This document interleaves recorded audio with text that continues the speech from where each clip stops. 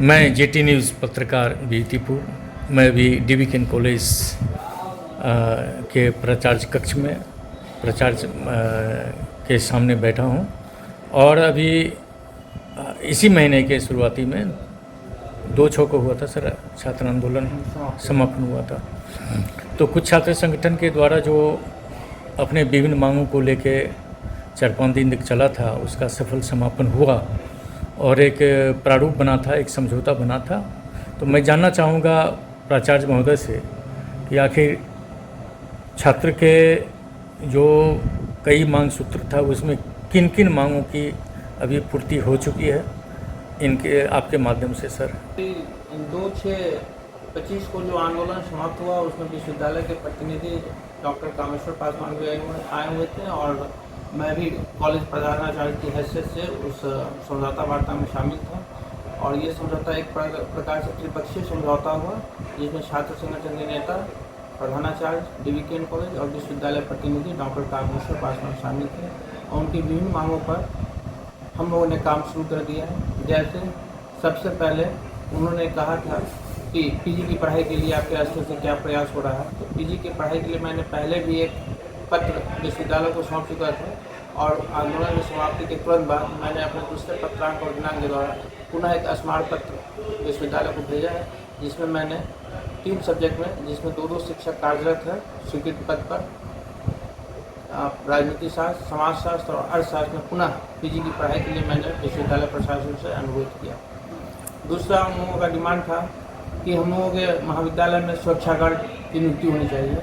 तो सुरक्षा गार्ड की नियुक्ति के लिए भी मैंने विश्वविद्यालय प्रशासन को आंदोलन की समाप्ति के बाद अपने महाविद्यालय के पत्रांक दिनांक के द्वारा उनसे अनुरोध किया हो कि कम से कम हमारे महाविद्यालय में 5 सुरक्षा प्रहरी की नियुक्ति की जाए ताकि हमारे महाविद्यालय को असामाजिक तत्वों और अवांछनीय तत्वों से सुरक्षित रखा जा सके। उन लोगों का तीसरा प्रमुख डिमांड था कि महाविद्यालय परिसर में CCTV कैमरा लगाया जाए। तो इस पर हम लोगों ने बात किया कि पहले से भी लगा हुआ और कुछ कैमरा छात्रों के द्वारा ही खराब कर दिया गया है और इस पर मैं पहल करते हुए अभी क्रय विक्रय समिति से इस मामले पर प्रस्ताव पारित करवा चुका हूं और समय आने पर कोटेशन वगैरह के आधार पर यहाँ जितना न्यूनतम मूल्य पर जो खरीदारी हो सकती है उसको मैं लूँगा। जहाँ तक उनके लिए पेयजल की व्यवस्था है, पहले से ही यहाँ पेयजल की कुछ व्यवस्था थी लेकिन उन लोगों का कहना था कि वाटर कूलर के द्वारा सप्लाई हो, तो उस पर भी हम लोगों ने संज्ञान लिया है और वाटर कूलर के द्वारा जल्द उनको पानी पीने की व्यवस्था की जाएगी और ये सब कार्यक्रम अभी चल रहा है।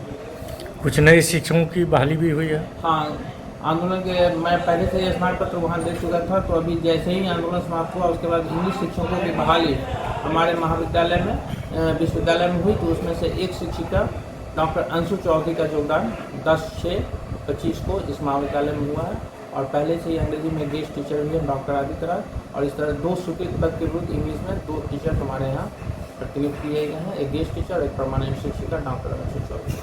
खेल मैदान की भी बात हुई थी, उसमें साफ सफाई वगैरह सब। खेल मैदान की भी सफाई की बात थी और मैंने एक बार ट्रैक्टर चलाकर उसको पूरी तरह से करीब जंगल को साफ करवा चुका हूँ और अब जैसे ही बरसात का मौसम थोड़ा गिरा है और अगर फिर मौसम ठीक होता है तो फिर उसको मैं साफ सफाई की ध्यान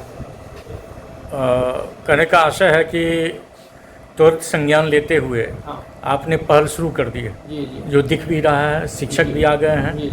और पीजी की पढ़ाई के लिए आपने कई बार स्मारक पत्र अपने वरीय पदाधिकारियों को दिया है। सुरक्षा प्रहरी की नियुक्ति के लिए सुरक्षा प्रहरी के लिए भी कितने सुरक्षा प्रहरी? 5 सुरक्षा प्रहरी की नियुक्ति के लिए मैंने विश्वविद्यालय से अनुरोध किया है। सुरक्षा प्रहरी की नियुक्ति विश्वविद्यालय स्तर पर ही होगी, इसलिए मैंने अनुरोध पत्र भेज दिया है ताकि मेरे यहाँ कम से कम 5 सिक्योरिटी गार्ड की नियुक्ति हो सके। अच्छा, चलिए बहुत बहुत धन्यवाद। धन्यवाद।